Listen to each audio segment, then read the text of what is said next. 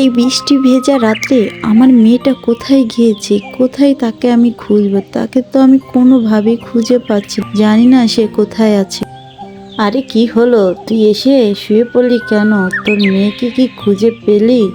অভাগানী মেয়ে কোথায় যে গিয়েছে কে জানি। তুই উঠ, উঠ না রে বাবা। সারা রাস্তা আমি খুঁজেছি, কোথাও তাকে খুঁজে পাইনি। তার কি আমাদের কথা একটু মনে পড়লো না? সে কি আমাদের কথা চিন্তা ভাবনাও করলো না? বাবা বাবা, জানো আমি আপুকে কোথাও খুঁজে পাইনি। আজ আমি রাস্তাতে যাব। ঠিক আছে, যাও তাহলে, ঠিক আছে। আচ্ছা, আমি প্রথমে কোন দিকে যাব? কোন দিকে গেলে আপুকে খুঁজে পাবো? ওই দিকেই যাব। তুমি কি আমার আপুকে দেখেছো?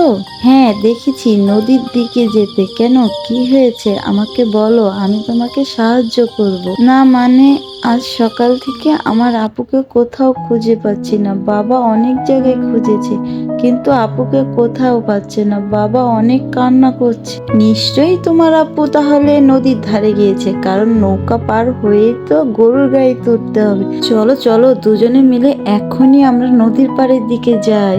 ঠিক আছে, চলো তাহলে।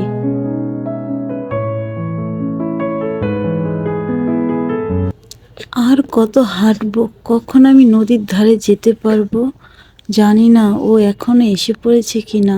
এসে তো আমাকে খুঁজবে। আরে লালু, তুই কেন এত তাড়াতাড়ি আসছিস এদিকে? আমি কি আজও যেতে পারবো না তাহলে? পার্ট 2 দেখলে অবশ্যই বলবে।